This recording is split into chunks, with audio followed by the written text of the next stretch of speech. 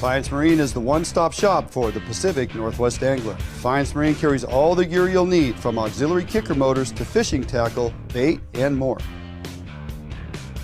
Defiance Marine is a Honda Premier dealership and one of the largest on the West Coast. Defiance Marine guarantees the best price on a new motor and the best service on a repower for your current boat. Defiance Marine has certified technicians, some of the best in the industry at evaluating your boat issues and any problems. Defiance Marine has boat financing experts on staff to help you get the best term and rates on your new boat purchase. If you need financing for a new boat, call or stop by and see them today. Defiance Marine is your one and only stop to help you get out on the water.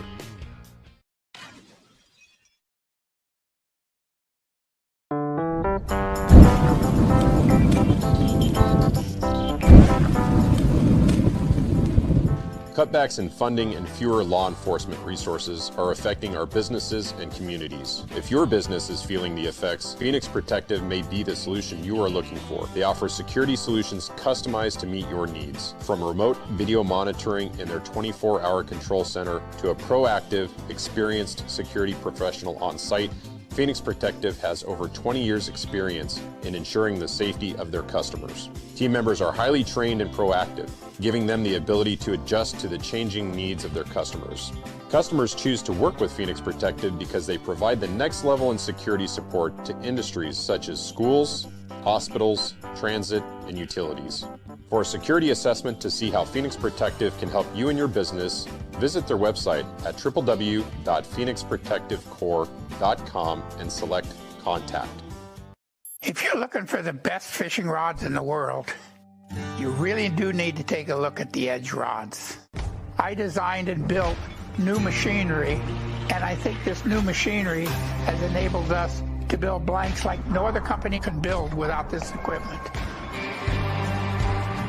There is no other rods in the world that are as good as these rods. You owe it to yourself to take a good look at them.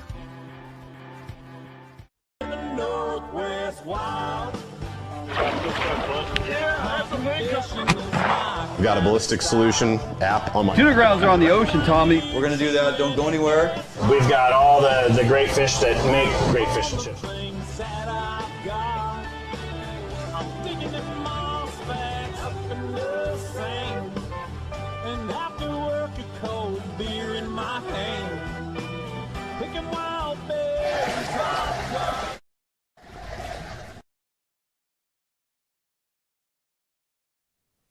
Hey, good evening and welcome to Fish Out Northwest. That was a weird little hiccup there. Yeah, we're good now. Duane Inglin coming to you live from the Fish Out Northwest studio, and as you notice, Tommy has lost a significant amount of weight at this point. To the point, and he's become grayer and older, and his IQ has dropped way much wiser. Yes, much wiser man. So, ladies and gentlemen, this person to my right, the gentleman to my right, needs no formal introduction. The general himself, the metal god known to all. A man who has bowled no less than 300 games in league play. I have, yes. Mr. Bill Herzog. Well, good evening. How are you? I'm doing good, Dean. Great to see you, man. Good to see you, buddy. I'm glad you made the drive on over the mountains and found your way here. Winter is over. I'm so Winter is happy. over. The only good part about driving over the mountains now, free ice. Right. I stopped in Snoqualmie and filled my cooler up because I'm putting a spring Chinook in that thing tomorrow.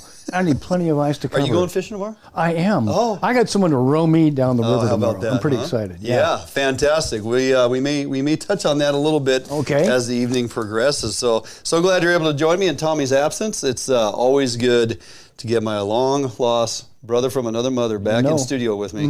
Like the days of old. Huh? The only thing I do miss is parking in downtown Seattle. Yeah, wasn't that a gem, huh? That was lovely. That was before. If we were still doing that now, I couldn't do it. I'd be like, no, we'd have to chop her in. We're just, we're not driving up here to do this show on Saturday morning. It's not happening, right? So, but yeah, so glad you could join me, and you'll be back next week. I will. Yeah. Going to make this drive twice. Going to come and join in here in all the festivities out of the studio here at Fish Hunt Northwest. And Herzog has has agreed to join me 2 weeks in a row while Tommy is off gallivanting around somewhere and just enjoying a little free time. You know what they say about those gallivanters? Those big gallivanters. Yeah. Don't question it. Don't look at them. Just let them. You need a permit for that now. Yeah, you should. It's like moving a house. Okay, so long before we get into the show and many topics tonight, got a lot of great content, of course, with Bill in the studio. What could possibly go wrong? Well, I guess, hold on, we shall see. Number of good topics tonight to get to. Before we do that, I want to remind everybody, hey, take a little bit of time, take our content, push it on out there, invite all your friends. Bill's in the house. Who doesn't want to listen to this dialogue tonight? And what may come from the mouth of the general is yet to be seen, but invite all your friends to join us. Please do. Also, take some time, get over to our website, www.fishhuntnw.com, where you can find a lot of great content, fantastic blogs, recipes, videos, and how-tos. And of course, right there on the front page for you, the FHN20 coupon. Push on that and it takes you right to the Edge Rods web page of where you can order up all the rods you need to fill your closet. Always 20% off via Fish Hunt Northwest to Edge Rods with our partnership. FHN20 is the coupon, and apply that at your checkout. You're going to save 20% on every single rod they manufacture, 7 days a week, 365 days a year. How about that? I have a plug for you. What's what I'm wearing tonight? I see what you're wearing. This is my luckiest sweatshirt I have ever had in this part of the century. Yeah. I'm not just wearing this just because, product endorsement and it's part of the show. When I wash this thing, I take it off, put it in the washer, and stand there and wait for it until it's dry and put it back on again. Yeah, you have that kind of time. I do. Watch grass grow and laundry dry. Paint dry, Paint dry, that whole thing, yeah. Perfect. Ever since we it's comfy, dude. Yeah, it's so comfy. It's quality gear. It's thick and it's lined and it's... So basically you're telling people, go to our webpage, check out our online store, buy what he's wearing. You're going to be extremely... happy. What he said. Yeah, all of this that. will be your favorite sweatshirt too. I promise. Absolutely. Yeah. So between Bill and Edge Rods, we got a lot of good stuff going on. Appreciate everybody joining us here tonight. Once again, lots of good content to get through. Starting off, Bill, something we pay attention to. We're kind of connected with the Snoqualmie Valley Ducks Unlimited club out there with Mike Olson and the gang, and they run a youth event every single year, and that is coming up here shortly. The Snoqualmie Valley Ducks Unlimited Youth Outdoors Days. If you guys haven't paid attention to this, it's a great opportunity to get the kids out. Come and join. It's one of the best youth events on the West Coast. Tons of great sponsors get on board. There's a lot of fun things to do for the day with the family. Kids learn a lot from DNR, WDFW, Game Wardens will be there, Issaquah Fish Hatchery. Want to drive an excavator for a day? Want to learn how to drive an excavator? Well, you can do that too. I already have an excavator. They got a WDFW trout pond.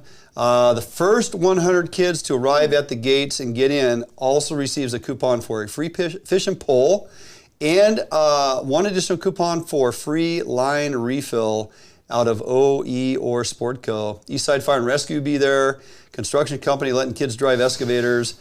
There's just a lot going on. Like I mentioned, game wardens to talk to, learn about hatcheries, dogs, the whole deal. So location is Meadowbrook Farm in North Bend, and it is May 15th. Gates open at 11. The event is from 11 to 6 p.m. Get there early, get your kids free fishing rods and coupons for free line.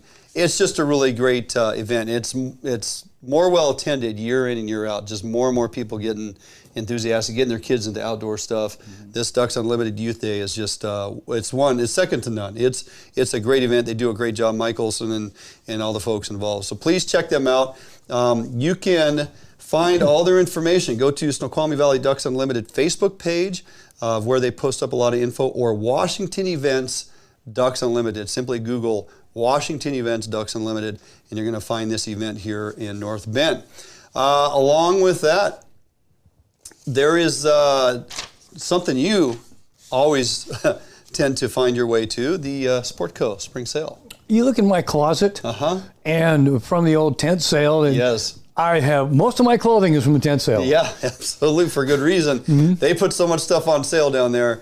Now it's referred to as the annual anniversary spring sale. Still going on at Sportco. Want to make sure you guys are aware of that. It goes on through May 8th. Still have time to get down there, get some great deals. Jen, the hot dog lady's down there, of course, Amazing gourmet hot dogs, if there's such a thing. Yes, there is, because she makes them. And trust me, once you've had one, you want to go back just for the hot dogs, if not for the saving of all the money on the clothing. So, do you have any camel wear in your closet? No. No? Yeah. It's required. You go to Eastern Washington and live there, you can't get over the pass without camo. They won't let you over there. They won't let you over the pass, yeah. So we got that going on. And something coming up here now that we've got through the opening day hype. We are officially open, all lakes, all lowland lakes, all, of course, lakes open year-round. But the lakes opened up last Saturday on the 23rd. A lot of participation. Bill, we had sunshine over here for a day and a half. We haven't had any sunshine yet this year. Yeah, not in Yakima. So we had a great opening day. We had a great fisherman's breakfast over there at the community center. A lot of folks showed up for that, and a lot of folks out here on the lake, and a number of lakes throughout the state actually had a high participation rate according to WDFW, and you know, lots of dead trout on the table. That is a bad day to be a trout. Yeah, bad day to be a trout. We had 250 to 300,000 participants now, with about 11% of persons in Washington State holding fishing licenses, right? So we used to make a big deal back in the KGR days on the opening day thing. We would bounce around, talk to people on the air. Reports, because we were doing the morning show. The funnest part was when you always get the kids.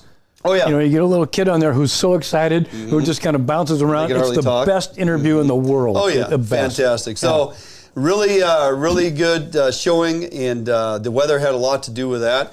Now that we've gotten through that, hey, we're focused on our second annual Kids Trout Derby here at Summit Lake. Bill, don't know if you're aware of that. So the second annual, we kicked it off last year.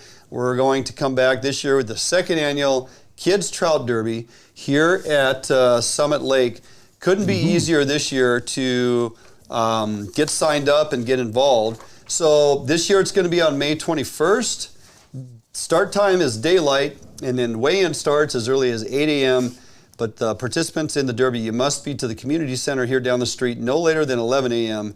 to qualify for weigh-in. Prizes will be awarded after completion of weigh-in. We have various categories: biggest trout, biggest kokanee, biggest random category, as in perch, catfish, bass. Last year some kid entered a 2 or 3 pound smallmouth and walked away with some great swag and prizes. We also have most weight of your 5 trout limit, and we also have most weight of a team of 3 largest trout. So lots of opportunity for kids to participate and win. You must be 14 years of age or under. Weigh-in and prizes are awarded at the community center at the end of weigh-in, and you must be present to win. And one thing we have going on a lot of our social media, in the our page, my page, and getting pushed around out there, and we're going to be hanging them up at stores throughout the community here in Thurston County, is there's a QR code on the poster. And even online, on our Facebook page, you can use your phone, get on that QR code. It takes you to our webpage where you sign in on email, pre-register your kids, their ages, names, ages, and their shirt size, because every kid's getting a free t-shirt. Oh, that's cool. Yeah. So, and then also every kid's going to get a free raffle ticket. So if you don't qualify or win in any of the categories, you still have a free raffle ticket. And let me tell you, last year, about $2,500 worth of fishing tackle. You know how many spinners and bobbers and rods and reels and things you can buy for $2,500? Yeah, I have them all in my room downstairs. So most kids... That's one box. Yeah, most kids walked away with something. Buckets of tackle, rod and reel combinations, full-on tackle box stuffed with all things trout. We got Potsky's bait on board, Yakima, we got Max Lure, we got... we got 11 sponsors jumped on board this year. They're going to have food there. It's going to be a really good family day. I'm excited about this. It's growing so big and so fast. Only year 2. And people are contacting us going, hey, when's the Derby? When's the Derby? May 21st. Weather's going to be beautiful. Saturday. It's all about the kids. And we're excited to kick this thing off. Are you still going to have your espresso cart on the end of the dock down here for everybody to stop by? Probably not. The end of my dock's going to be crowded with a bunch of guys from work and their kids fishing the Derby, and then they're coming over to the community center for weigh-in and all of that. So if you have questions, hit us up here on our Facebook page, or even YouTube on messaging. We can get to that. Email us over at www.fishhuntnw.com. And yeah, please get on there, pre-qualify your kids, just so we can get a gauge or a number on, participation. We can kind of figure out how many shirts to make, because that's going to be kind of a big daunting task, but we are providing a shirt for every participant. Also going to be an adult raffle. So adults can buy a raffle ticket for $5. We're going to have a whole lot of items that adults can win. All that money goes back into building the coffers for next year's Trout Derby. It's just kind of perpetual. We want to keep it going. So any adults that buy a raffle ticket for $5, you know, or you can get 4 for $20. I mean, there's a smoking deal. Well, how about that math? You qualify to hopefully win some of the random prizes there. But again, the money goes back into the Derby for the kids. Really good event. Really excited to bring this to everybody once again. And can't wait. So with that, how about let's run down the show, Bill. Well, remember things to talk about tonight. Okay. Yeah, absolutely. Yeah, if you haven't figured it out, Bill Herzog is in the house, holding down the co-host duties in Tommy's absence. But we're also going to talk Kokanee, Bill. Little Eastside versus Westside. I'm looking forward. It's that time of year. It is. I'm looking forward. At last. Yes, this conversation is going to be good. Eastside versus Westside. You have to hear what the general has to say, so make sure you stick around for that. Also, going to introduce you guys to a fantastic organization, Iron Freedom Foundation. Who are they and what do they do for veterans? Stick around, you're going to find out. Really good stuff. Bill, then we're coming back from that break. We're going to dial it in with you. You just got back from the Missouri River in Montana. I did. If I remember right. Yeah, and it's so nice to be warm. That's a little tease right there. We're going to talk about that for sure. Those are some amazing trout you pulled out of there. I want to kind of get to some of your takeaways from that experience, right? First time over there. And then we'll close out the show with some opportunities and reports as we always do. But really good to have you in studio here tonight, my friend. We have plenty to talk about. You guys got questions for the general? Be sure to get on here. Yep, light it up, and I will get those questions to him as we move on through the show. All right, with that, jump out for a quick break. Don't go anywhere. We come back. We got a little conversation coming up. Eastside versus Westside. It's all about the Kokanee right here, Fish Hunt Northwest. Sportco, an outdoor emporium, is the largest local outfitter in the Northwest since 1975, providing thousands of people affordable outdoor gear. This summer, make your next outdoor adventure more affordable by shopping at our warehouse-style pricing. We are a local Scotty dealer, offering sales, service, and repair. Located in Fife and Seattle, come visit us today. The outdoors await you. For more than 90 years, you've entrusted one brand to guide you towards living the lifestyle you've always dreamed of. Now you can entrust affiliated Better Homes and Gardens real estate professionals to interpret your needs and help you find the home in which to live your dream. Through every stage of your home buying or selling process, and through every stage of your life, there's Better Homes and Gardens real estate. Expect better.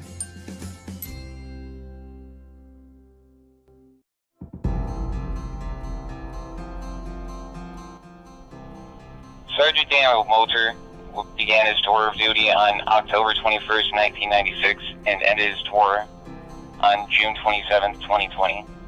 On the authority of Constable Carlos B. Lopez of the Travis County Constable's Office, Precinct 5, badge number 504 is officially retired, and Sergeant Dale Moulter is 1042.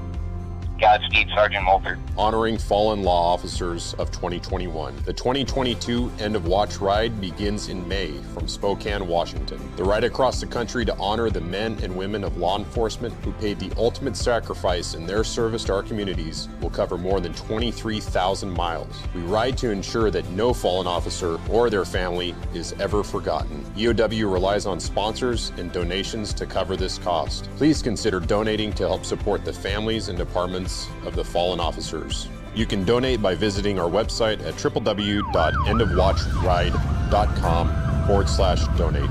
Please support the Blue.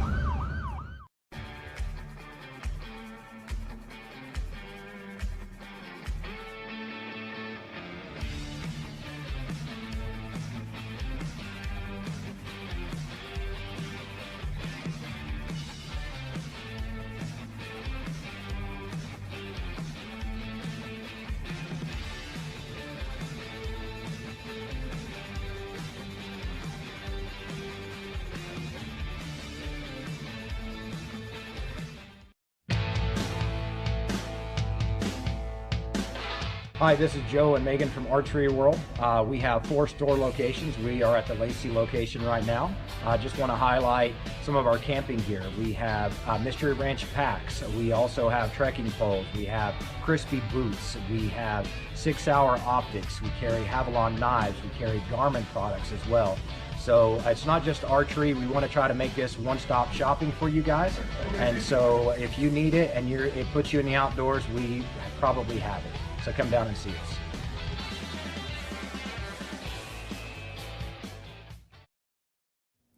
Hey, welcome back in studio here. Duane Inglin, Bill Herzog, co-host duties. Good morning. Good morning. Co-host duties. Hey, folks are starting to finally pop on here. It looks like Ray Pauls has just finished with the WDFW webinar. Well, Ray, if you got any insightful bits of info, go ahead and pop it up on here. Maybe we can share that with some folks. Or was it a complete and utter waste of time? You let us know. Somehow I think it was insightful to a point. So, hey, yeah, hello to everybody jumping on. Appreciate you guys jumping in here. So, Larry, that's a good question. Barometric pressure. I'll try to remember to jump onto that one too. Daniel Bravo, miss you too, buddy. We've got many years of lots going on with that guy in studio with us, huh? EDB. Yeah, buddy. So, Bill, let's face it. So the Eastside Kokanee is one where, for crying out loud, they hold a Kokanee Derby over there in the winter in February. You know, Lake Chelan for the smallest Kokanee in the world, right? Yeah, which is kind of weird, but yeah, okay. But they do bite. Right? Yeah, they do. Water is frigid. I mean, temperatures are cold. We used to have great discussions and focus on that temperature range that we like to see those kokanee get active. And we're always kind of hung up on that 52 to 54, ideally 53 water temp. But I'm here to tell you, I guarantee you find a 53-degree water temp over there in Chelan in the wintertime, or, what's the deal with those kokanee willing to bite in the winter, in the cold water, the cold air, over here on the west side?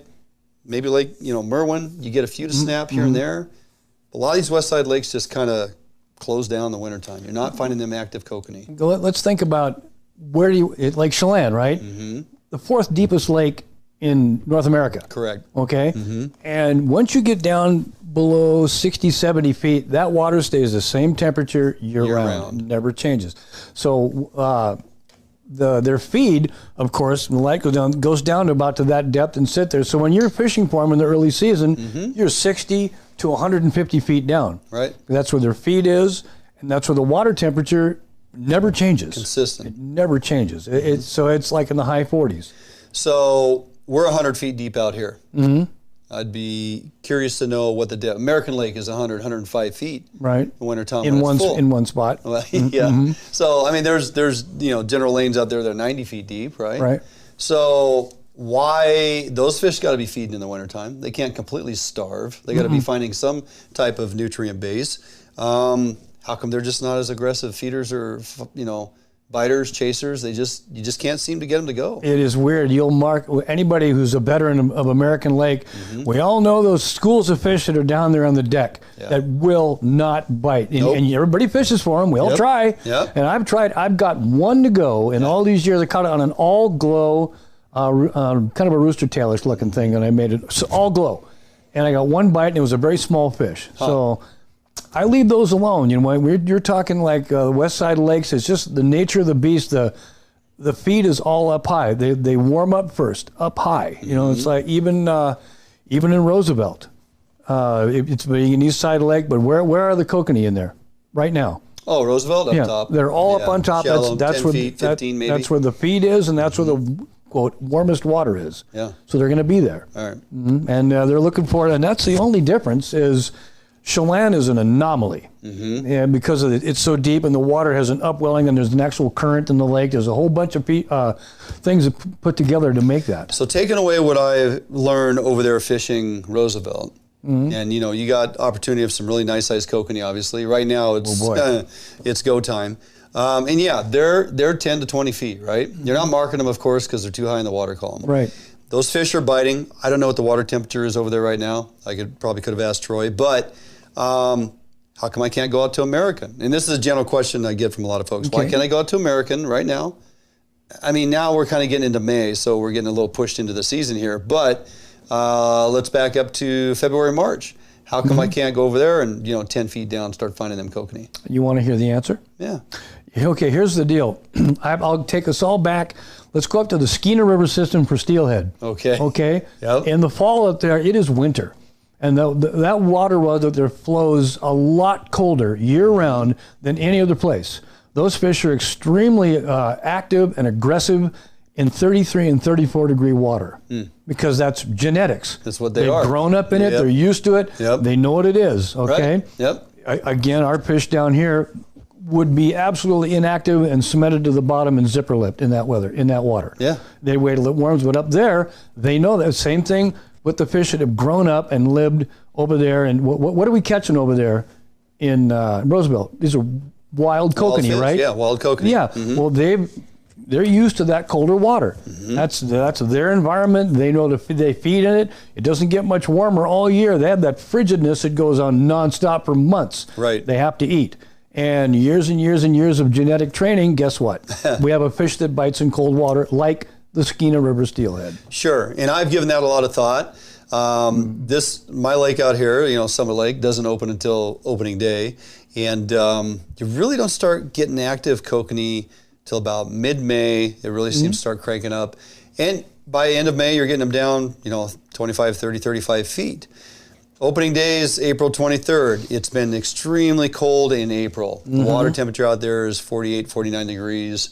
You wouldn't think you'd have a lot of kokanee activity. The odd thing is 80% of the kokanee we're catching out here are wild fish. Wild fish. So they know no other environment other than the cycle of the season. Right. Surface temperature out here gets upwards of 74, 75 degrees on some of these, like 2015, 2017, 2019.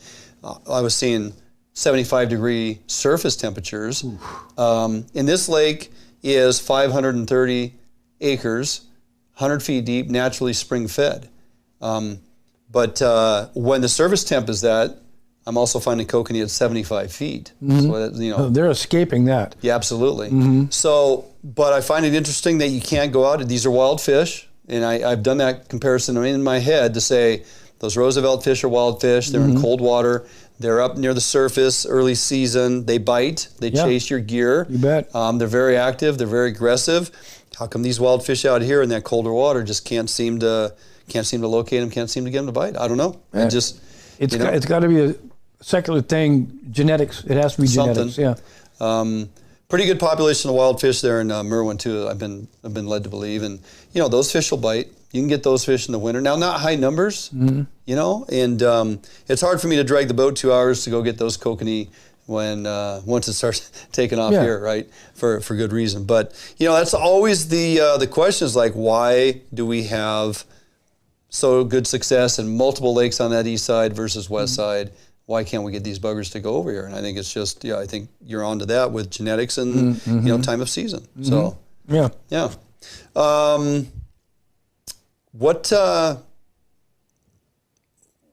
Take a lake like Sutherland, Westside. Okay, there's another great example. Those fish in there are all wild fish. I have never seen fish that bite as well as in Lake Sutherland because they're pure wild fish. You can go tackle box challenge in there. Right. Pick something, throw it out there, they're going to bite. And they're from 25 to 60 feet down, everywhere in between. They chase, they jump. They're super aggressive and fight really hard and jump like crazy, man. They're some of my favorite fish on the planet to catch. Do you? For that reason. I and they bite all day long. They don't have a bite. They do bite all day long. They don't have a shut off, right? No. They may slow down a little bit, but they never completely shut down. I've got them out there at 2 o'clock in the afternoon, high sun on the water, middle of August. Guys water skiing everywhere, and rods and your boat's going like this, and rods are just going off. Yep. Yeah, it's crazy. Okay, so you're marking a bunch of fish, 35 feet. Let's talk a little bit about the progression, right? Let's say we're mid-June. We're prime time. We're prime time, right? Yes. American, Summit, Sutherland, Merwin, all these west side lakes. Maybe you got some over on the east side, and it's almost cheating over there. We're finding fish just kind of stacked. We're starting to school up a little bit. Water temperature is ideal. Thermoclines develop. And we're marking fish and can't get them to go. Can't get them to go. And we're starting morning, working through that progression of sunlight coming up, just can't seem to get them to go. Bigger ones are down deeper, can't get them to go. What's your progression? Color change, scent, Dodger action, troll speed. How does Bill Herzog dissect this problem? All of the above. You know, as well, anybody knows who kokanee fishes, you do one of those things you just mentioned wrong, you're not going to get bit. Yeah. If you got the wrong smell on there, they're not going to bite. If you got the wrong color on there, the wrong speed, wrong depth, any one of those can go from 1 or 2 bites a day to 30. Everything has to line up beautifully. That's kind of what I really dig about kokanee fishing is you got to be on it, man. If you're off a little bit, you're not, unless the fish are just ridiculous biters like they are in Sutherland, you're going to have to do a little working. But when you see, the crack of dawn, you get that tremendous bite and then it shuts off for a while, their feed is moving. Down. And when it goes down, and when they move until they get, it's like again, back to steelhead fishing, imagine that. Oh, weird. But when a fish stops moving and he starts holding, he becomes aggressive, right? And that's what happens when those fish change their attitude and longitude. There's a song about that, I think. Attitude, longitude. But as soon as they get settled, all of a sudden you'll have that 11 o'clock bite again. They're biting again. Yeah. How strange. You'll be marking them 25 feet, then they're like 35 and 40, and they're biting again. Once they move and settle down, find their feet again, they become aggressive again. We used to have conversations about the eye size on kokanee and how as the sun goes up, the fish go down, right? Oh, yeah. And I still believe that, though it also, again, where you fish a number of places, you get your program dialed in, you're pretty consistent in your presentation and your success. You have this fishery dialed, that fishery dialed. I'm telling you, Flaming Gorge, Wyoming, is a wild card. We're catching 2 to 4 pound kokanee, full sun on the water, 11 a.m. in the morning. Flat water. Flat, calm. And they're just railing gear. And they are 15 feet down, gin clear water. You put your downrigger clip down 20, 25 feet, you can still see it. And you're getting these big kokanee with big eyes, way up shallow in that water, full sun on. And right there I'm going, I don't know if I believe this whole thing where if the sun comes up, these kokanee. It totally ruins every theory. It completely throws it. When it's flat out there and the sun's out, they don't bite. Nope. And normally, I would say 99% of the lakes you go on, that's what you get, that flat, calm water and bright sun. At 10 o'clock, you might as well go in and hang out until you get that chop back on the water that diffuses the light and they'll start biting again. But down there, they just keep biting. I think those bigger fish tend to be a little more aggressive, tend to be a little more comfortable in weird elements. Plus, do you know another place you fish for kokanee at 8,000 feet? No. Oh, New Mexico.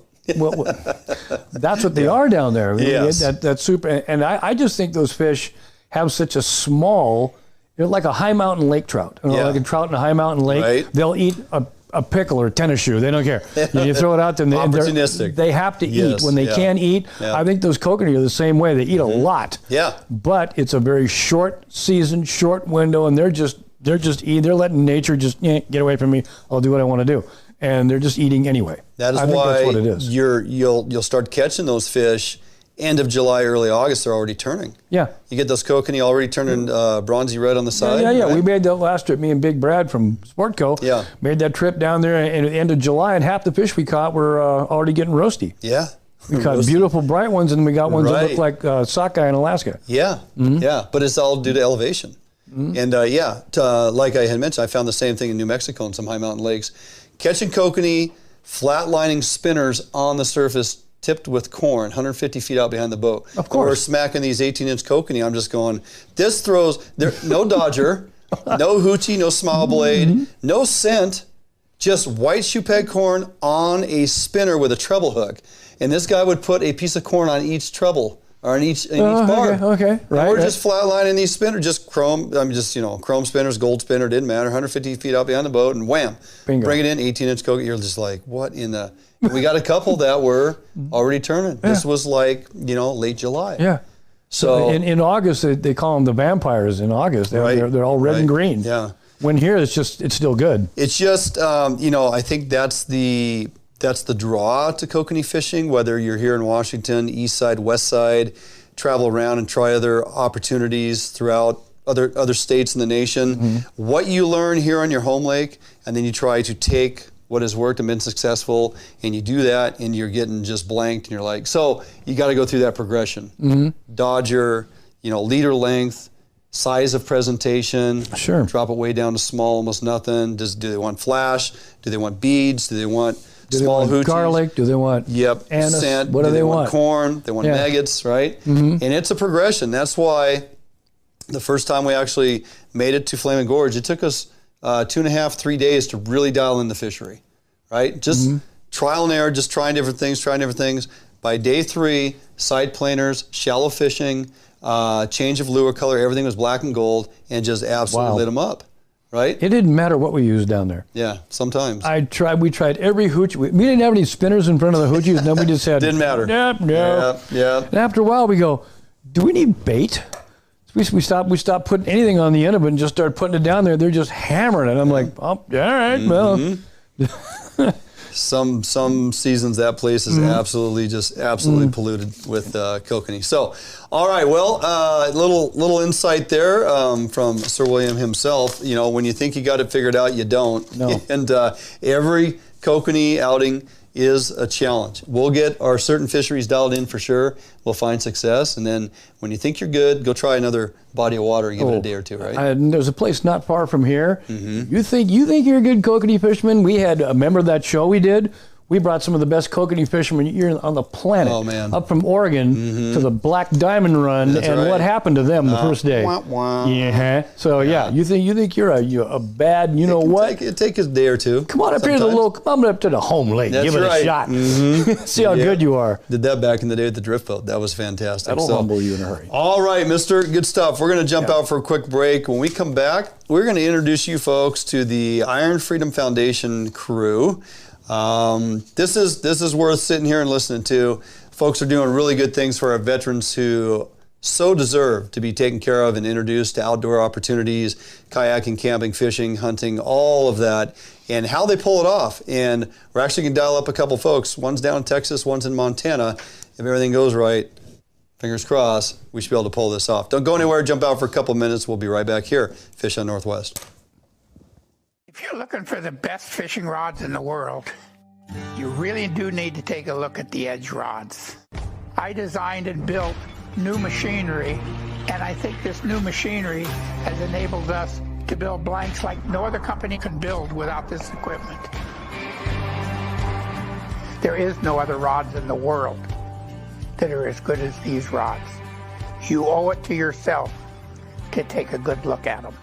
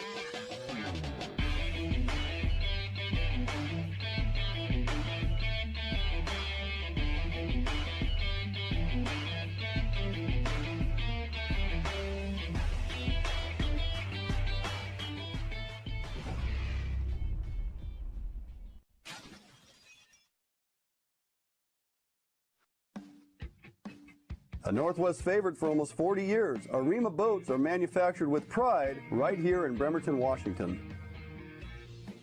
Arima Boats offers all of our boats with Honda outboard packages so that you can take full advantage of the reliability and 5-year top-to-prop warranty from your Honda outboard.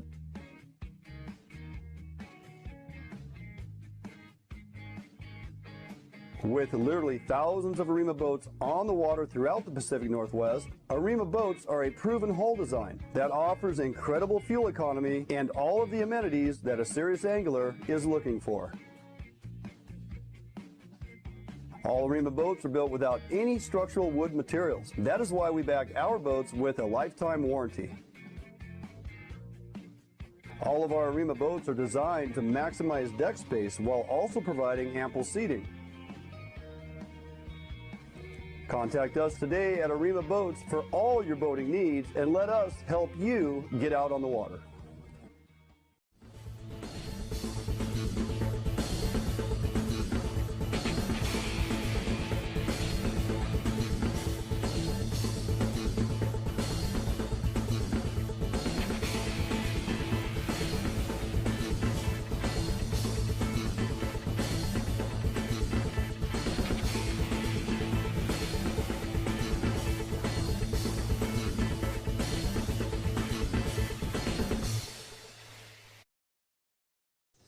Hey, welcome back, Fish on Northwest. Duane Inglin, Bill Herzog in studio tonight. Thanks for taking on the duties, buddy. It's my pleasure, man. Yeah, well, anytime I get a chance to hang with you, you know I'm going to do it. Yeah, it's good time, good time. So, I want to introduce you guys to the Iron Freedom Foundation folks. They're gearing up for a Montana kickoff event here coming up in May, and this is brought to you by Phoenix Protective Corp. In our backyard, phoenixprotectivecorp.com. Travis Runge, CIO and co-founder of the IFF down there in Texas. How are you doing tonight, Travis? Doing well. How are you doing? Hey, we're doing great. And Laura Uffelman, Iron Freedom Foundation Montana ambassador, as it says it right there. You are actually in Montana, so we're doing this phone connectivity deal. We got Travis in Texas, Laura in Montana, and glad to have you both on. How are you doing there, Laura? Doing good. Great for you guys to take some time out of your busy schedules in the various time zones we're pulling together tonight here. But I want to start off talking a little bit about the Iron Freedom Foundation. And Travis, let's start off with you as the CIO and co-founder. Tell us a little bit about what Iron Freedom Foundation is and what it's all about and who are you taking care of? Yeah, so the Iron Freedom Foundation is a 501c3 nonprofit that started back in 2017 to kind of introduce our veterans and first responders to the outdoors and try to build a community through that.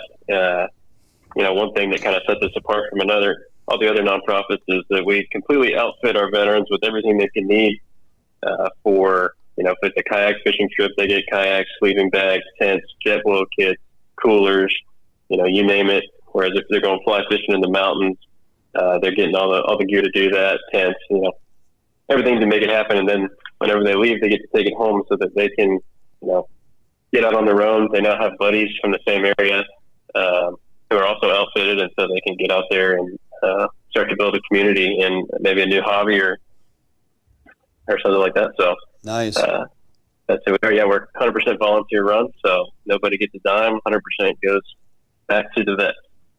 Fantastic. Very good. Laura, hi, this is Bill. I want to ask you about the Montana Kickoff event. Who does it focus on exactly? So the Montana chapter is going to be focusing primarily on Montana and Wyoming veterans. So all of the proceeds from this event will go together to do our very first trip in Montana for that chapter. And that's going to take care of 12 veterans, I think you had told me earlier in the week when we talked. So let's talk a little bit about the 12 veterans and what they'll be involved with for the 5 days of this first event there in Montana. You bet. Yeah, so the Montana event is going to start out with a fishing tournament for the public, and then we'll have a banquet that evening, and all of that is a fundraiser for the chapter. So guest veterans will be taking part on a 13-mile trek down the Bighorn River. That's all blue ribbon trout fishing, and they'll be fishing during that tournament. Then they'll join us for the banquet, where we'll introduce Iron Freedom to the community in Montana and Wyoming. After that, they'll have another few days here in Hardin, Montana. They'll be doing some helicopter tours over the valley and our lake, Bighorn recreational area. They'll also be taking part in a range day where they'll be on the range and then shooting prairie dogs as well. Oh. And we'll also have a day on the lake for them where they will enjoy the Big Canyon. They'll tour the lake itself. They can fish, they can hike, tube or swim, and we'll have a barbecue there for them as well. Travis, I got a two-part question for you.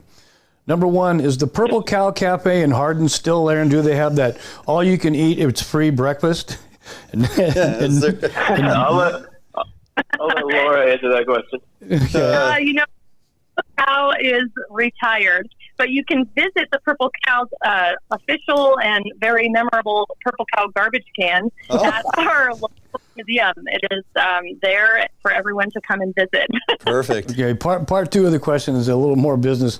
What types of disabilities do the vets have that you deal with, and how do you accommodate them if needed? Do you have ways to accommodate everybody? Oh, yes, sir. So we've had, vets from all different walks of life. Some guys that we've taken down several, the Devil's River, one of the most dangerous rivers in Texas. We took AA amputee down it, and so we were able to accommodate that. We can always make adjustments to kayaks to try to better suit these guys or whatever it is. We've had a double-leg amputee also go on a fly fishing trip in Colorado. He was able to hike around. Nice. So yeah, we always try to incorporate everyone. Cool. That's fantastic. Laura, so you mentioned the fishing tournament going on in the Bighorn Lake during this kickoff event here in Montana. Who's involved with that? And you guys have a cap on how many participants are involved with the actual fishing tournament on the Bighorn? Yeah, so the tournament is open to the public, and anyone from out of state can come and get a day to 5-day license in Montana. There is a cap of 29 contestants, and we're including all species of fish except for wild trout, and that will be catch and release. And what they'll do is measure their fish. They'll receive a hog trough to measure their fish, and they'll record with a photo, and then when they check out, we'll record all the fish and place 1 through 3rd. Yeah, because good chance there might be some pretty big trout there. The Bighorn is in a cycle right now. There's awfully big trout in there up in the dam on down. Mm-hmm. It's going to be a tremendous year there. You should have some really big fish, and it'll probably excite the guys real good. But how does this generate monies for the veterans, and how is that money used exactly? So all of the proceeds from this event, including the tickets for the fishing tournament, we've got live auction and a raffle, as well as the entry for the banquet. The Iron Freedom Foundation works 100% volunteer, so all of that funding will benefit the veterans. Let's talk a little bit. Go ahead, Travis. I'll add to that we try to create these chapters where the chapters can help raise local money and take local vets out on excursions in their local areas. So we're trying to just build communities all across the U.S. and just try to help as many people as we can. Nice. Laura, you had also mentioned the awards in the banquet later that day after the fishing tournament there on the Bighorn Lake. Talk a little bit about the awards. Is this the awards for the 12 veterans fishing down the river? Is this the awards for the 29 participants in the fishing tournament, in the banquet? And then what are some of the prizes or purse winnings these participants are getting that participate in the actual fishing tournament? So all of the participants will have the hog trough, like we mentioned, event T-shirt and the ticket free, as well as a raffle ticket. And then we are giving 1st through 3rd awards. This year there'll be a plaque, and they have 1st through 3rd mugs that they'll be given. All of the contestants then will have that ticket to get to the banquet. And at the banquet, there is a live auction and raffle items. A lot of great support from the community. We've got things like fly rod. We have scopes from Vortex Optics. We've got some beautiful handmade wood items and portraits that artists have done here, as well as some smaller items like knives and a blanket from the Handmade Heifer in Texas. So lots of great items that people can try to get their hands on, and some items just for taking part in the event as well. Nice. Cool. Yeah, fantastic. So this is happening in Montana, so we got a lot of followers here in the Northwest. If folks following this event online, or tuning in tonight, getting information on this, or they check out our show during the weekend here and find out information, how can folks out of state participate in offering up money or somehow donating towards the cause? How can they be involved and help support your cause? So we have the Eventbrite link online. You can find it at the ironfreedom.org. or on the Eventbrite link itself, there is a selection to donate to be a sponsor. You can also purchase a T-shirt from the event on there, and you can always find a way to donate at ironfreedom.org. Fantastic. Well, Travis Runge, Laura Uffelman, Iron Freedom Foundation, appreciate you guys taking some time tonight. Again, Travis down there in Texas, Bill, and you fumbling with your mic? Yes, I am. And Laura's there in Montana. You guys are doing some fantastic stuff, so I appreciate everything you're doing. And don't be a stranger. We'll keep in touch. Absolutely. Thanks for the opportunity. Absolutely. Have a great evening. You as well. Thank you. All right, there you go. Well, apparently the segment went a little long. Bill had to see himself out. I believe that is a first, Beard, here on Fish Hunt Northwest. Somebody just exiting stage left. All right, you never know what you're going to get with Herzog. That was fantastic. Hey, do us a favor. Look up Iron Freedom Foundation online. Check them out on their Facebook page. Give them a like or a follow. They're doing some really good things for our veterans who are more than deserving of these opportunities. And if you can help out a little financially, please find your way to do so. Again, they're taking care of our veterans who put their time in, taking care of all of us, affording us the freedoms that we have. So, all right, with that, we're going to jump out for a quick break. Hopefully Bill is done with his break when we come back, and we're going to talk a little bit about his recent trip to Montana and some of the fisheries he partook in, some of the amazing trout he was finding not so long ago, and the different means of which he was able to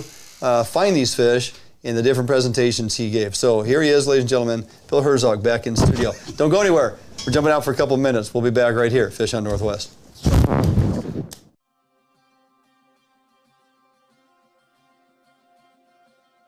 Allied boats are built by West Coast fishermen for West Coast fishermen. Deep V 21-degree dead rise at the transom guarantees a smooth ride no matter the conditions. Allied offers all of our boats with Honda outboard packages so that you can take full advantage of the reliability and 5-year top-to-prop warranty from your Honda outboard. Allied boats range from 19 to 32 foot in length, so no matter what type of heavy gauge boat you are looking for, we have it for you. All of our Corsair 21-foot and larger designs come standard with reverse chine that is welded inside and out with no extrusions below the waterline, so that you will never have to worry about corrosion problems down the road. Get out on the water today in a boat that you can trust and enjoy with Allied Boats. Contact us at Allied Boats today to learn much more about our incredible fishing machines. New days, new beginnings, new friends, new loves, new dreams, new goals, new scenery, new job. No matter what the next chapter holds, Better Homes and Gardens Real Estate will be there to help you find the new that's right for your lifestyle at any stage of your life.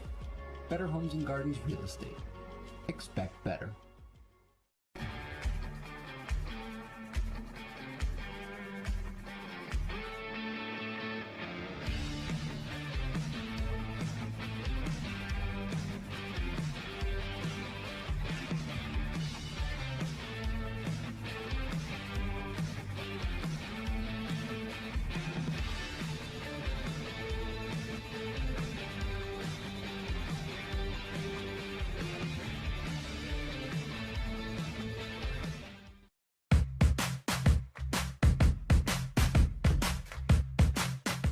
Hi, we're Joe and Megan Malico, owners of Archery World up here in Lacey.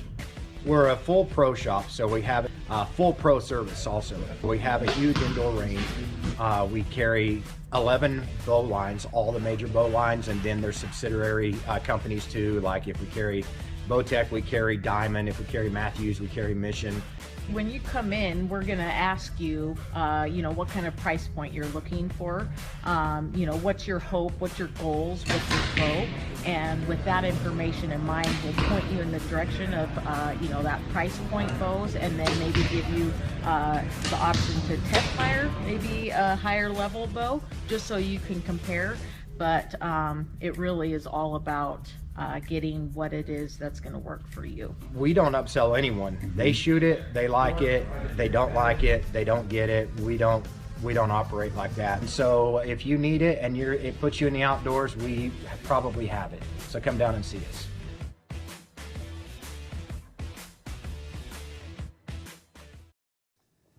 Hey, welcome back here in studio. You good? I'm good now. You good yes. now? Yes. Gosh, I'm only 48, huh? Holy smokes. Have your prostate checked, guys. Yeah, apparently so. This one brought to you by Prostate Flow. So, hey, buddy, you just got back from Montana. Yeah, I did. Yes, not that you haven't been to Montana before, but Right. this was the first time fishing the Missouri River. Right. I heard so much about this for so many years. Yeah. As you know, I've gotten into the Trout Spay. You know, I'm a steelhead fisherman, Right. and since for some reason we're not fishing right now, Steelhead, we're not going to get into that because I don't want to burst into tears in front of everybody. Yeah. But it's the same thing. I call it steelheading in miniature. Right. We use like 3 and 4 weight rods, which are actually 5 and 6 weights. You know, they're much longer and heavier. But for trout spays and with the heavy, we can swing a big fly and it's just, and the grabs, and when the big rainbows eat it, man, you close your eyes, you think you're summer on steelhead fishing. Yeah. It is a lot of fun.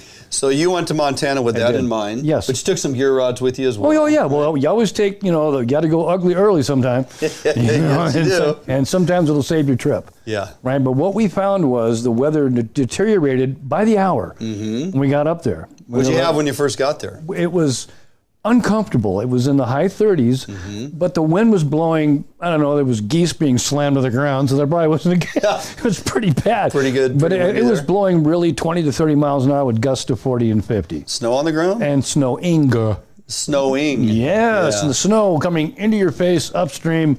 Real pleasant conditions. And typically not what you look forward to fly fishing, swinging and snow blowing in the face. No, but nevertheless, we're there. Yeah. And we're going, we can fish.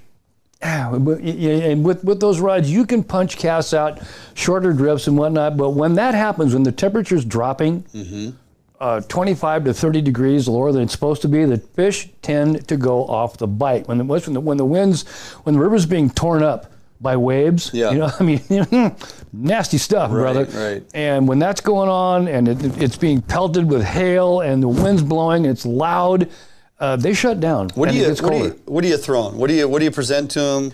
Sink tip, some type of the river flows a beautiful, slow, perfect. I mean, it is for a single-handed guy or anything. The river was made for throwing a spinner or swinging a fly. Absolutely perfect.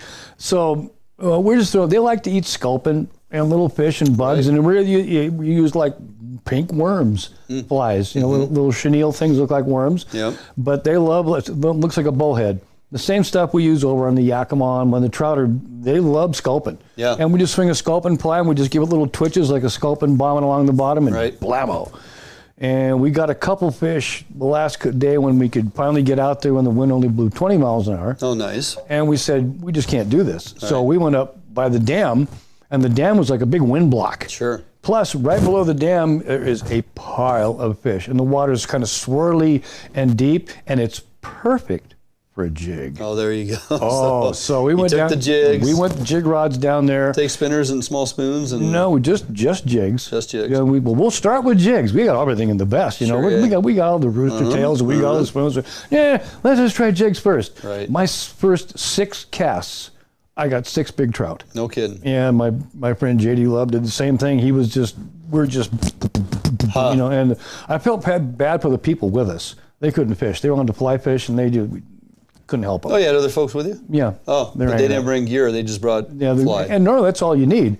But we brought you those. You want to go out and hook a whole bunch of fish? Come on, you saw the pictures. They're beautiful. Yeah. We got the rainbows are all 19 to 20 some inches. They're beautiful. 3 to 6 pounds, all of them. Right. And the river is just festooned with them. Loaded with them. Yeah, and it's a lot of fun, man. And big what do brown they figure trout average? 3,000 fish per mile? Yeah, or about 4,000 that. fish per mile? Up by the dam. The first few miles is closer to 6,000 per mile. No kidding. And they're all really nice. They look like How many different steelheads. species of trout you catching there? Rainbow and browns. Rainbow and browns. About 90-10 rainbow. Okay. But it's, man, what a beautiful place, right? You got an opportunity for some pretty good sized browns. Yeah, there's browns in there over 20 pounds, but they're really hard to catch. What do you think's prime time to be there? now. If you had to do it again, right now? Yeah. It was, the rainbow was starting to spawn a little weird. Spring. But March, when you get any warm days. Yeah. So the problem is we live so far away from it here. The locals around there, they'll get a 50-degree day in February, head out there and just destroy. Gotcha. Right, when it warms up a little bit and nice. But normally all of March, April, until the high water period starts, and when it starts to drop. Based on snow melt? Yeah, based on snow melt towards the end of June or the end of May. The big bugs start hatching. The dry fly fishing is amazing, but the swinging, it stays good all summer long. You can swing about anything. Yeah. You pick something in the box, twitch it, swing it, they'll eat it. Because of weather and wind and the conditions and whatnot, you guys headed out and went where? We went to the Jefferson River. Oh yeah, never been there before either. It's a really cool. It only has like 90 to 100 fish per mile, but they're all big brown trout. Oh. And you got to work a little harder for them, but there's almost no one fishing down there ever. Right. That river's have 50 miles of the most beautiful. It looks like the lower Bogoshiel. It's about the same size, same kind of gravel bars. When we fish, we always remark how much it looks like the lower Bogoshiel we can't fish right now. So taking these two rivers in Montana, let's talk about the Missouri. How does how do you compare that to the Yakima? That's in your backyard basically now with where you're at, right? And you put a lot of time in on the Yakima. You're out there swinging. You're also, I saw you on a couple different programs. You're tossing rooster tails and catching some gorgeous fish. Yeah. You're out there pulling small plugs on your fiberglass rods, almost Kokanee rods. They were Kokanee rods. They were Kokanee rods. Yeah, man. Yeah, absolutely. For these small plugs as 2.0s and 2.5s. And, even in high water conditions, you guys are finding those gorgeous trout on the Yakima. How does that Missouri compare with kind of this Yakima approach? The Missouri is wider and slower. It's almost the same CFS this time of year. The Missouri flows at 2,500 to 3,000, but it is big and wide and very spread out. Whereas the Yakima right now, they're opening up the dams for irrigation. Flowing water. And it is just it is coming down the pipe, man. Tough to fish right now. It's roaring. Yeah, it's really tough right now. What's seasonal best opportunities for folks fishing that Yakima? What's kind of your go-to in your presentation now? Anytime you can get a day in the winter where it's mild, because the water's always nice and low, and if you get, but this year we got froze out. We had ice, slush coming down, ice on the sides. It wasn't happening this year. But if you can find a warm day, anytime during the wintertime, there's almost nobody, and because there's no hatches, the trout are voracious. They'll eat anything big. They love jigs, and they love big flies that time of year. But if you're going to go, the very best time is after September 15th. They shut the water off.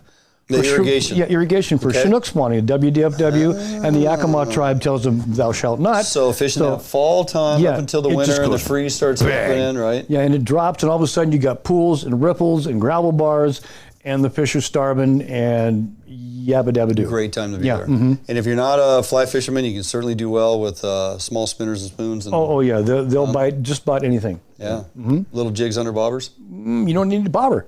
Just toss a jig. Throw it out there and just wiggle a little bit and hang on. Fantastic. So not so much right now because of too much water. Yeah. Does it get off color? Barely. Sometimes one of the creeks up around Cleon, put a little dirt in it, but that helps. Put a little color in there. They're way more aggressive when that happens. Yeah, that makes sense. All right, good stuff. You going back to Missouri anytime soon? I'm going to be going. I'm going to try to get back there in June when it warms up a little bit, and kind of spend a little time here, drag the familia back there, and the puppies, and the neighbors, and the guy who runs the store, down the street. You got an RV? An old bus. Bounder. Bring the bounder back. It's very good again in June after the high water goes down a bit. So I'll get my days in. If you get on the road and the timing is good, I mean, we're going to kind of drag the boat towards that Flaming Gorge destination there the last week of June, maybe first week of July, something like that. You got good kokanee fishing down there. Maybe do a little kokanee fishing. A little bit. Get that going on. So I can't wait to do that. Man. Got some other destination fisheries too we've been talking about. And by the way, right now, if you want to go lake fishing, I always talk about fishing in the Okanagan. And what's available up there right now is when the big trout they're waking up right now. It's been it's ice out.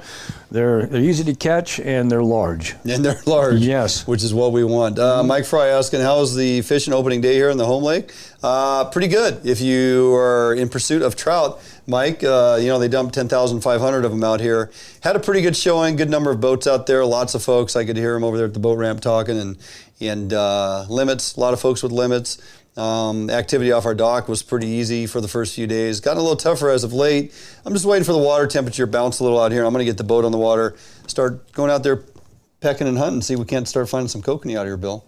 They're not far. No. And they don't leave. They don't leave, and hopefully it's similar to last year. You know, it was funny. Last year I had a really good year out here on Summit Lake. 14, 15-inch kokanee, big fatties. Those are great fish. Gorgeous, right? Great fish, and so many mornings I'm out there, one or two other boats maybe, or by myself. Hardly any wind blowing, sun's coming up, catching kokanee, limits within an hour, 10 fish in the box, no problem. And talking about it on the show.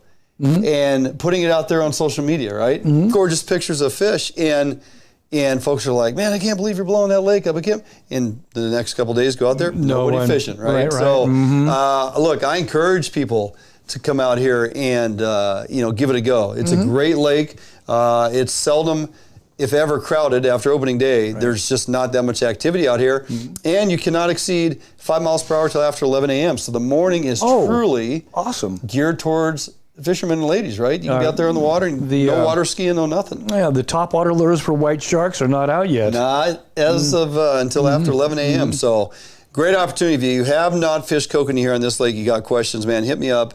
Love to help people catch kokanee out here. He'll make a copy for you on the dock, too. Yeah, there you go. Yeah. Little barista going on there. The bearded barista, we like to call him. So, guys checking in. Yeah, Jay smashed him last year. It was good. It was good. Duane, asked Bill about going to Alaska.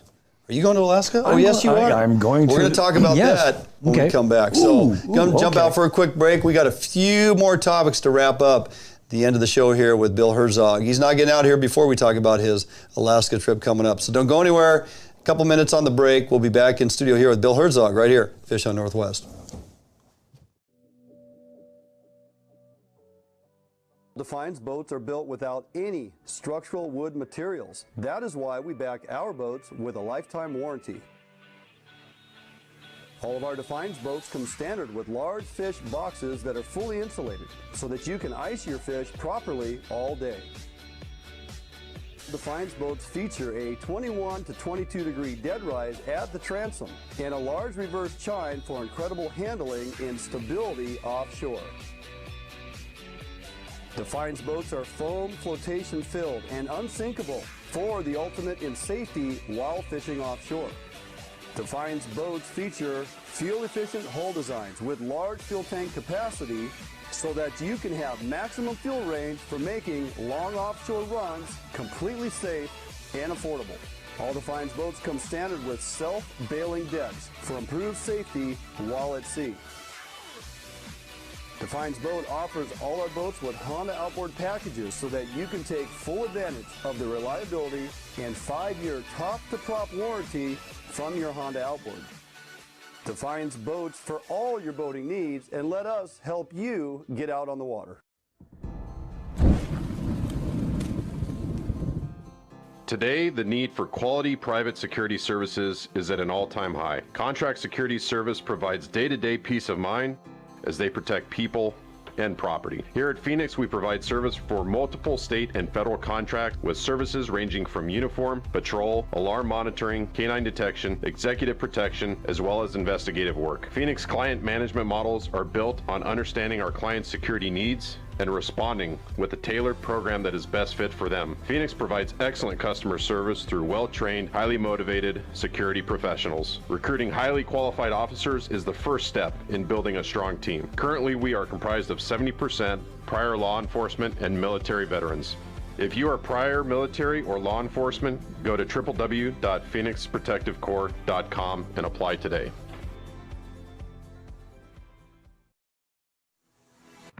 Yep, for sure.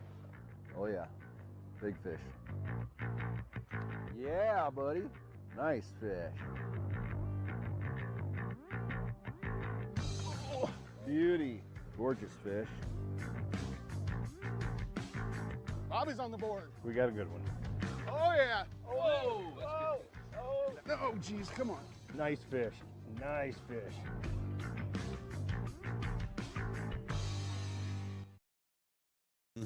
Hey, welcome back here in studio. Duane Inglin, Bill Herzog. As we wind down, close out the show, the things discussed and talked about during the break cannot be repeated as we go on air. We've always said when we used to do Wild Country, our best stuff is when the mics are off. Oh, 100%. Yeah, I mean, you could record that and we could have sold that. Satellite radio. Oh, boy. Oh, my God. Hey, folks, if you're not aware, WDFW announced the next set of clam digs. I believe we got a total of 9 days, all morning digs, starting April 29th. That is tomorrow. And remember, your clam limit is now in sustaining there at 20 clams. Wow. Per digger. That is worth going, isn't it? Wow, yeah, man. 20 per limit. So starting tomorrow, April 29th, 6:30 tide to get your week going. And then as it progresses on through, by the time you hit May 7th, your minus tide is at about 11:45 or so in the morning. So they do extend that particular dig day past 1 p.m. Typically, all them other digs, by noon, you have to be done digging and cannot retain any more clams after that 12 o'clock hour. But on the 7th, because it's such a late minus tide, you do get that opportunity extra hour on May 7th. So check your regulations. Most beaches appear to be open pretty much on all of those days, but every once in a while they throw one in there that may not be listed. So pay attention to which beaches are truly open on each of those days. But 9 days in a row, all morning digs. Wow. The weather's going to be pretty decent, and you got a 20 clam limit. Get the kids out there. It's a really good time and a great opportunity to introduce them to some outdoor activity here in the Northwest. Why wouldn't you? Nice to have opportunities, isn't it? Yeah, it really is. Yeah, and especially when we can see things rebounding so well that they can increase limits. Kind of like our coho fisheries this fall, which you're coming over for. We will see. We have 2 fish limits through the month of October. And we can keep fish right down the street. Yeah, we certainly can. I have a drift boat now. Yeah, you do. Speaking of which, hey, you, my friend, are, in fact, you're going to be back here next. I will be here. Next week. Same time, same channel. Yep. Excuse me, co-host duties. And then after that, you jump on a plane, head north. Right after I get out of here, I'm going to SeaTac and going to Yakutat. I'm going to be strapping on the guide brain, which I haven't had for many years. That's a long time. I know, but the SeaTac is a great river. If you're going to be just a casual old guide like me, you know, because it's easy to row, it's long float, slow moving, and there's a lot of fish in there. They like to bite, and they're pretty easy to catch. All wild steelhead. And so, if you're a bobber and jig guy, if you're a fly rodder guy with an indicator and a glow bug, and if you just come on up and we'll just use the calculator, you'll have a great time. Yeah, you're up there for about 15 days? Yeah, a couple weeks. 15 days. Yeah, I'm really looking forward to it because. I used to love when I got into Skagit and the coast and everything. Yeah, and you got there for a while too. You know what it's like, you know. Yeah, it's a good time. If you got to have an office, it's a great office to work out of. It absolutely is. Yeah, I'm looking forward to it. Well, it puts you in your element. I mean, you're either going to be, like you said, tossing flies with indicators and glow bugs, and/or casting and pitching floats and jigs, or whatever person's abilities are. You can even pull plugs in some of those. Might do a bit of that. Pretty excited about it. I recall, Gin Clearwater, the steelhead just hugged the shoreline and the overhangs and the underroots, and they just kind of cruise along there, and you lay it out there and try to get it right along the seam and try to pull one of them out of the wood. Lots of wood. Oh my! Trees blow down up there. That is a lumber yard from hell. There are some storms that come through up there. I've watched. It's just like somebody went through and cut down an entire row. For like a half mile through the forest. Godzilla was angry. Right? Yeah, it's unbelievable. Of course, you're getting to the point that time of year too where the bears start coming out. It's going to be. You can hear them crashing around. If you're going to take care of any bladder duties or anything, you get out and stand right next to the boat. You don't go into the woods. You might not come out. Right. Yeah. You can hear them back there just raising all kinds of hell. Yeah, they come out. They're pretty hungry, and there's plenty of fish to feed on, so they get pretty aggressive. We're soft with no teeth. Yeah. Right. But that's a destination fishery like no other when it comes to steelhead. And just a really good, 13-mile float. You guys put in a 9-mile bridge every day? Yeah, there's only one float. Yep. Bridge to Tidewater. Yep. That's it. When you get down to that lower end, man, on that slack water, you got some push rowing to get out of there. The cool part down there, too, is the fish are fewer. But if you can find them down there right out of the tides, they are the hottest fish on the planet. Sure. They will. Chrome, you don't land many of those. Those usually tree you. Those fish down there. Yeah. Yeah.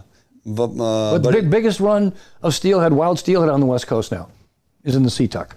Is that right? Yeah. Oh, no kidding. Buddy Jared Katie's up there guiding. I'm going to be taking some of his overflow. Okay, so he'll still be there? Yeah. Tally Stone's up there. I may have to venture up there next year. That'd be a good time. It is just a great place to shut your brain off, get out to training wheels, and catch a bunch of fish. My best memory from there is when I showed up and I was in town there, and we rented vans, we rented boats, we did everything ourselves, right? Didn't go through the lodge. Stayed at an A-frame cabin out of town, and it was a great trip, but it was a lot of work because we were shuttling our own boats. Yeah, it's a long shuttle too. That man. drive, 20 miles, get down there, and back. It was a lot of work. We didn't really, know what we were getting into. But if I had to do it again, I'd do it a little differently. But there was a car parked there every day. Kind of like high school. Kind of like high school. If I had to do it over. Yeah. The guy was crafty enough that the door latch mechanism on his car, I can't remember what kind of car, it stopped working. So he installed an actual doorknob. To open the door, and you turn the doorknob and the car door open, and then you close the door and it latched. It was, that's a takeaway from the Sea-Tuck. That's the kind of time I don't remember any of the fish. I remember the doorknob. The fishing was fantastic. So glad you're going up there guiding. That's going to be, just great for you to kind of get back in that oarsman seat. Getting people on fish. Maybe some first timers. Maybe some repeat customers up there. Normally, Glacier Bear. Yeah, normally up there, the people that go are usually pretty savvy anglers. They usually bring their own gear, their own rods, all their own stuff, which is great because they don't got to burn any of my floats in the trees or anything. But normally the people you deal with up there, they're really already good anglers. They're there for the experience. Right. They want to fish there. Yep. But again, if someone's a beginner, what a great place for to be a beginner. Oh my. You actually stand a chance to catch a steelhead. Yeah. Right? A wild steelhead. Yeah, without even paying much attention. You know, one of the best lures, I had a day of just amazing success, just letting it swing and rip right through the tail outs. A hula popper? A number 3 MEPS. Talked about it last week on my trout presentation. I cast it off the dock here all the time for trout. Size 3 MEPS, classic brass with red tubing on the hook shank. Standard issue, yeah. Standard issue. I was pitching that out there, let it swing through the tail. I would watch some steelhead come out from under the roots and just hammer that thing. Gin clear water, tail out was about. But you said a number 3, right? Yep, size 3. Now think about it, small. Yep. If you probably went to a 4 or a 5, you'd scare them. Yeah. If you keep it small like that, I know spoons scare them. But it wasn't, it wasn't silver plated, it wasn't gold, it didn't have a lot of flash, it was brass. Dirty brass. Yep, and it was full sun on gin clear water in a tail out, and they would come out and absolutely hammer that thing. Again, we'll go back to the wild fish, like in Sutherland, that bite almost anything all day long. Yeah. A hatchery steelhead, you'd probably much have to put a pink and white jig right in its face for it to bite. The wild ones will beat themselves. Yep. If it doesn't push them back, they're going to come and grab it. And those fish are some of the that's the only place I've seen where you can spot fish. Right. And you go, usually when you spot fish, what happens? Oh, they're done. They're gone. Yep. Vaporized. These, you'll throw at them and they bite. Yeah. You're like, huh? Yeah, it's pretty crazy. I love it. A first timer, it may give them the wrong impression. They come back down here if we get a steelhead season. Oh yeah. I am looking forward to some summer steelhead opportunity this year.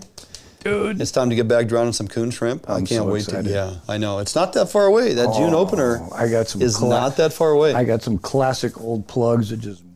Yep.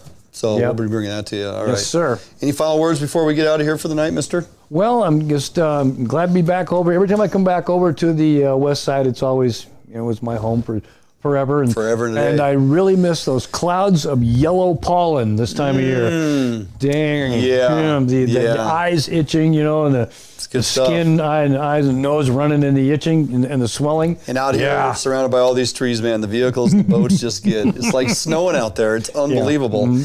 But that's why we got a hose. Wash that stuff off daily. Anyway. All right. Hey, I want to thank you for joining up here tonight. making the drive over. We'll see you next week. I'll be right here. I'll be right in this chair, probably with the same sweatshirt on too. Probably. Yep. I wear this thing everywhere. I wear it to church, bed, you know, you name it. Church bed. Yeah. Yeah. You know, next week got a couple things we're going to do. I think we're going to maybe do kind of a dual approach in the bait lab. One thing I always take advantage of with you this time of year is I have you break out the Dodgerology. Right? Wow. Oh, yeah. Dodgerology 101 with Bill Herzog. Yeah. Cool, man. We go through Dodgerology 101 with Bill Herzog. He breaks down the different types of Dodgers, colors, UV. When, Bill? Always. But the different types and designs of Dodgers, what their action. We're going to talk about waves, frequency, thickness, you name it, vacuums, all this stuff that's going to blow your mind. Yeah, it's very, very good. I always make sure we get that in with you because if persons are trying to figure out what type of Dodger to fish in certain fisheries and why this works, why this doesn't, how long a leader should I use, and what's, you know, putting action on my lure, all that stuff. I'm going to tell you people next week to watch because I see so many people who bend their Dodgers when they should just be using it. If they're looking for a certain action, they need to use a different style of Dodger. We're going to go over that a lot. That sounds like a great plan. So make sure you tune in for that. Bill Herzog will be back in studio with me next Thursday, 6 p.m. live right here at Fish on Northwest. Thanks, everybody, for tuning in tonight. Have a great week. Get out there and get something done. Post your pictures on our Facebook page or our social media. Get to our webpage. Check out the online store. Also hit the FHN 20 coupon. Get yourself some Edge rods, 20% off all the time. Have a great week. Be safe. We'll see you here next Thursday, Fish on Northwest.